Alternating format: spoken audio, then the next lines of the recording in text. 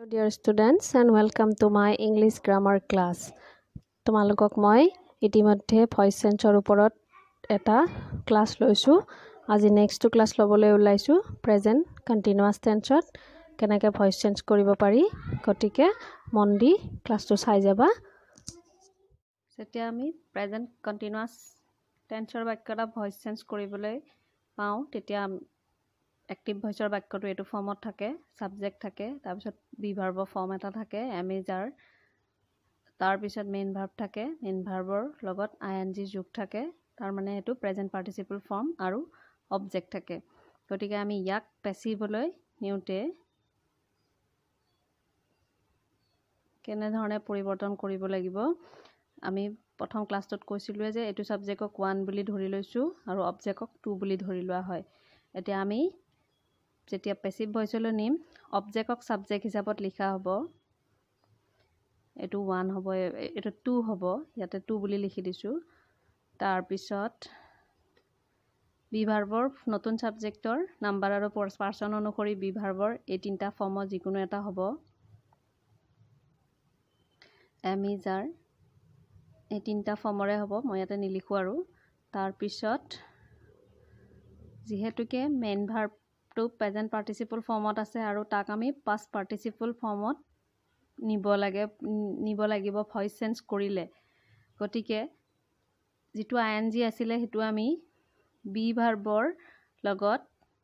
B ভাৰ্বৰ present participle form being হিচাপত লিখিম main ভাৰ্বটো আমি past participle ত নিমেই গতিকে আইএনজি খিনি আমি B ভাৰ্বৰ present participle form being হিচাপত লিখিম তাৰ পিছত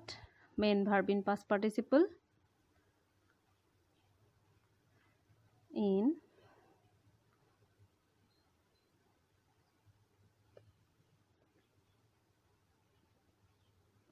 participle tar pisot jitu object asile tak ami jitu subject asile number 1 asile tak ami yare object hisabot likhim by preposition or object hisabot by preposition থাকিব তাৰ পিছত object hisabot by preposition or object hisabot ব্যৱহাৰ হ'ব যেটো active voice ত subject আছিল হেতু passive voice to by preposition or object hisabot ব্যৱহাৰ হয় আৰু object subject form টো মই প্ৰথম ক্লাছত কৈয়ে দিছিলো গতিকে এইখিনি পৰিৱৰ্তন হোৱা দেখা যায় যেতিয়া প্ৰেজেন্ট কন্টিনিউয়াস টেন্সৰ বাক্য এটা আমি एक्टिव ভয়েসৰ পৰা প্যাসিভ কৰিবলৈ পাওঁ তেতিয়া এইখিনি পৰিৱৰ্তন হোৱা দেখা যায় সাবজেক্ট টু অবজেক্ট হিচাপত ইয়াতে সাবজেক্ট টু ইয়াতে অবজেক্ট হিচাপত ব্যৱহাৰ হয় আৰু অবজেক্ট টু ইয়াতে সাবজেক্ট হিচাপত ব্যৱহাৰ হয় বি ভাৰ্বৰ ফৰ্ম এটা আহে নতুন সাবজেক্ট অনুসৰি আৰু নাম্বাৰৰ নতুন সাবজেক্টৰ নাম্বাৰ আৰু পাৰ্সন অনুসৰি বি ভাৰ্বৰ ফৰ্ম আহে তাৰ পিছত B ভাৰ্বৰ present participle form being আহে main verb in past participle form আহে তাৰ পিছত বাই প্ৰিপজিশনৰ অবজেক্ট হয় আগৰ যেটো সাবজেক্ট আছিল হেতু এতিয়া আমি উদাহৰণ কৰি বুজিবলৈ চাম एक्टिव ভয়েসত থাকিলে প্ৰেজেন্ট কন্টিনিউয়াসৰ বাক্য এটা কেনেকৈ প্যাসিভলৈ পৰিৱৰ্তন কৰিব পাৰি আৰু লগতে এটো চাম প্যাসিভত থাকিলে কেনেকনো एक्टिव ভয়েসলৈ পৰিৱৰ্তন কৰিব পাৰি এটা একেবাৰে সহজ উদাহৰণ লৈছো we are playing football আমি ফুটবল খেলি আছো গতিকে এটো एक्टिव ভয়েসত আছে এতিয়া আমি ইয়াক যেতিয়া প্যাসিভলৈ নিম তেতিয়া আমি প্ৰথম অবজেক্টক সাবজেক্ট কৰিব লাগিব অবজেক্ট আছে ফুটবল গতিকে ইয়াক আমি সাবজেক্ট কৰিলো ফুটবল তাৰ পিছত আমাক লাগিলে এটা B ভাৰ্বৰ form M is R football যেহেতুকে singular third person singular নাম্বাৰৰ আগত ইজ বহে মই বি ভাৰ্বৰ ফৰ্ম কেটা কত কেনেকৈ লিখা হয় তাৰ ওপৰত এটা ক্লাস লৈ থৈছিলো আগতে যদিহে লাগে ডেসক্ৰিপচনত দি দিম চাই ল'ব পাৰিবা ফুটবল ইজ তাৰ পিছত কৈছে যে কন্টিনিউয়াসত সদায় বি ভাৰ্বৰ পিছফালে আইএনজি দৰকাৰ হয় যেহেতুকে মেইন ভাৰ্বটো কন্টিনিউয়াস ফৰ্মত আছে গতিকে ইয়াক যেতিয়া পাষ্ট পাৰ্টিচিপল কৰিব লাগিব, এইটো প্ৰেজেণ্ট পাৰ্টিচিপল ফৰ্মত আছে, আমি ইয়াক পাষ্ট পাৰ্টিচিপল কৰিব লাগিব। INGটো আমি বি ভাৰ্বৰ পিছফালে ডাইৰেক্ট লিখি দিম। বিং প্লে ভাৰ্বটো আমি মেইন ভাৰ্ব, প্লে ভাৰ্বটোক আমি পাষ্ট পাৰ্টিচিপল ফৰ্ম প্লেড, তাৰপিছত আমাক বাই প্ৰিপজিশ্যন লাগিল বাই, উই থাকিলে ইয়াতে অবজেক্ট সাবজেক্ট যেতিয়া উই থাকিব তাক যেতিয়া আমি অবজেক্ট ফৰ্মত লিখিম তেতিয়া আস লিখিম। প্ৰথম ক্লাছটোত মই এইটো কি থাকিলে কি হ'ব, সেইটো কি প্ৰনাউন থাকিলে কোনটো কি হ'ব সেইটো কৈ দিছিলোৱে। যদিহে গম পোৱা নাই তেতিয়াহ'লে ডেছক্ৰিপশ্যনত মই লিংকটো দিমেই, তাৰ পৰা চাই ল'বা। হ'ব যে we are playing football, football is being played বাই আছ। এতিয়া নেক্সট আৰু এটা উদাহৰণ লওঁ। উদাহৰণটো লৈছোঁ মাদাৰ ইজ কুকিং ৰাইচ। সহজ উদাহৰণ লৈছোঁ। যিমানে বেছি উদাহৰণ কৰিবা উদাহৰণত ছল্ভ কৰিবা সিমানেই বেছি সোনকালে পাৰা হ'বা। সেইকাৰণে মই সহজ উদাহৰণে দিছোঁ। Mother is cooking rice. এতিয়া এইটোক যেতিয়া আমি এক্টিভ ভইচত আছে, ইয়াক আমি যেতিয়া পেছিভ ভইচলৈ নিম, আমি প্ৰথম চাম অবজেক্ট কি আছে। অবজেক্ট আছে ৰাইচ, গতিকে ৰাইচটো ছাবজেক্ট কৰিব লাগিলে আমি ৰাইচ, তাৰপিছত আমি বি ভাৰ্বৰ ফৰ্ম এটা লাগিলে বি ভাৰ্বৰ ফৰ্ম লিখিম ৰাইচ ইজ।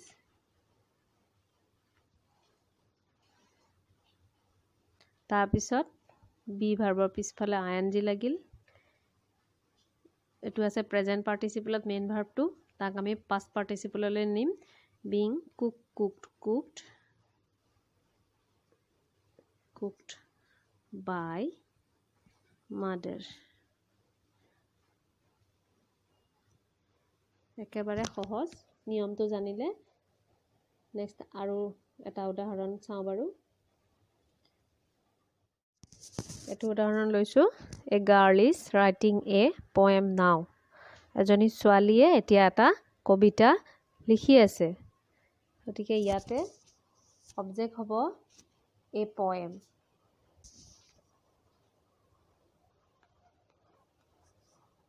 এ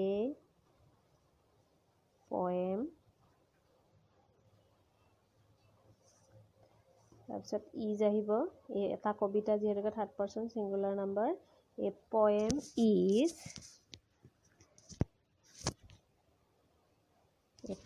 ইজ, তাৰপিছত আহিলে আমাৰ বি ভাৰ্বৰ পিছফালে ING বিং, তাৰপিছত আহিলে ৰাইটিঙৰ past participle form right, root, written. A poem is being written by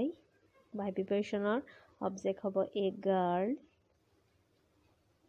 নাওটো নাওৱে থাকিব বাই। এটা কবিতা লিখি থকা হৈছে এজনী ছোৱালীৰ দ্বাৰা, এতিয়া এটা কবিতা লিখি থকা হৈছে, গতিকে এ poem is being written by a girl now।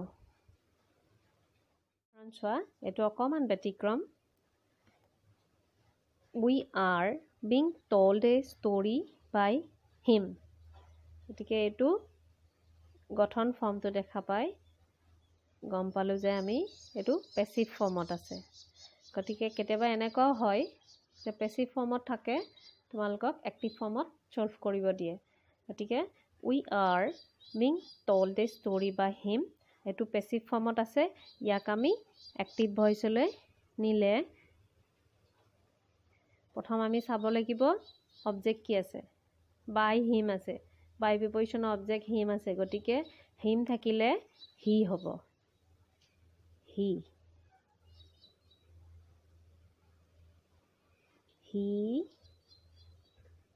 তাৰপিছত বি ভাৰ্বৰ ফৰ্ম এটা থাকিব হি ইজ, হিৰ লগত ইজ বহে আমি জানো। হি ইজ, বিং আছে আৰু টল্ড আছে। টল্ডটো হৈছে পাষ্ট পাৰ্টিচিপল, টল্ড আৰু বিং আছে, গতিকে এইটো হ'ব মেইন ভাৰ্ব টেলিং। যদিহে written থাকিলে being writing থাকিলে being written হয় তেন্তে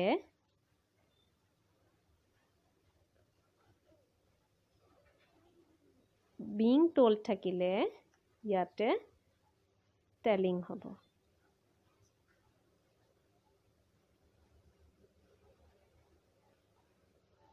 telling he is telling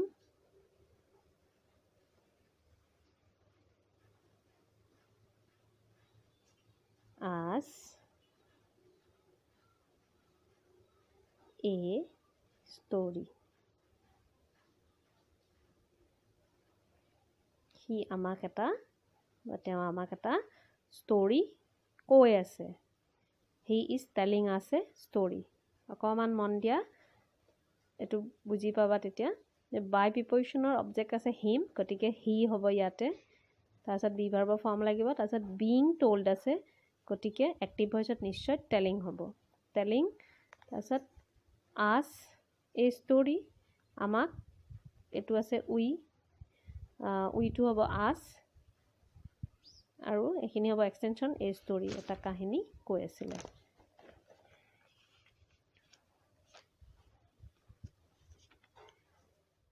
এটা উদাহৰণ লৈছো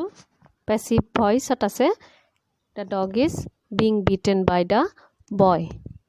কুকুৰটোক মাৰি থকা হৈছে এটা লৰাৰ দ্বাৰাই লৰাটোৰ দ্বাৰাই কুকুৰটোক মাৰি থকা হৈছে গতিকে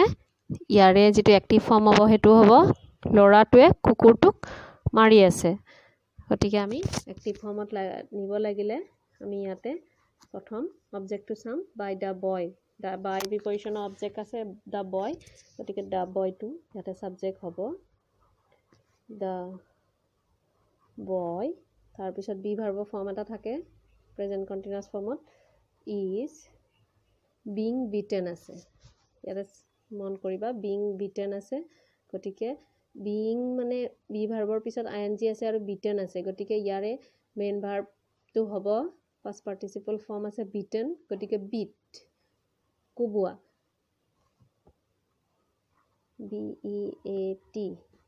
আৰু ing ইয়াতে হ'ব beating the boy is beating তাৰ পিছত subject আছে the dog গতিকে ইয়াতে object হ'ব beating the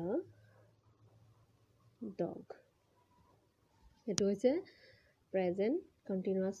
tense passive লৈ নিয়ম the dog is being beaten by that boy the boy is beating the dog গতিকে আজি আমি present continuous tense কেনেকৈ voice change কৰে সেইখিনি জানিলো তোমালোকে বেছিকে উদাহৰণৰে সৈতে কৰি চাবা আৰু মোক জনালে হ'ল পাৰিছানে নাই মোক জনাবা ইয়াতে তোমালোকে ক্লাছটোৰ তলফালে কমেন্ট বক্সতো লিখিব পাৰা বা যদিহে মোৰ WhatsApp নম্বৰ আছে তেতিয়ালে WhatsAppত মোক জনাবা কি কোনখিনিত পাৰিছা কোনখিনিত অসুবিধা পাইছা কিবা অসুবিধা পাইছা নেকি গতিকে আজিলে ইমানে হ'ব থ্যাংক ইউ ডিয়াৰ ষ্টুডেন্টস আগলে আৰু প্ৰেজেন্ট পাৰফেক্ট টেন্সত আৰু প্ৰেজেন্ট পাৰফেক্ট কন্টিনিউয়াছত কেনেকৈ ভয়েস চেঞ্জ কৰিব পাৰি দেখাম তাৰ পিছত আকৌ past tenseটো কেনেকৈ কৰিব পাৰি দেখাম তাৰ পিছত বেলেগ সেন্টেন্স বিলাকতো দেখাম বেলেগ যিবিলাক আছে ইন্টাৰোগেটিভ সেন্টেন্সত বা ইম্পাৰেটিভ বা অপটেটিভ কেনেকৈ অপটেটিভ এক্সক্লামেটৰী সেন্টেন্সত কেনেকৈ ভয়েস চেঞ্জ কৰিব পাৰি সেয়াও দেখাম গতিকে আজিলে ইমানতে এৰিছো থ্যাংক ইউ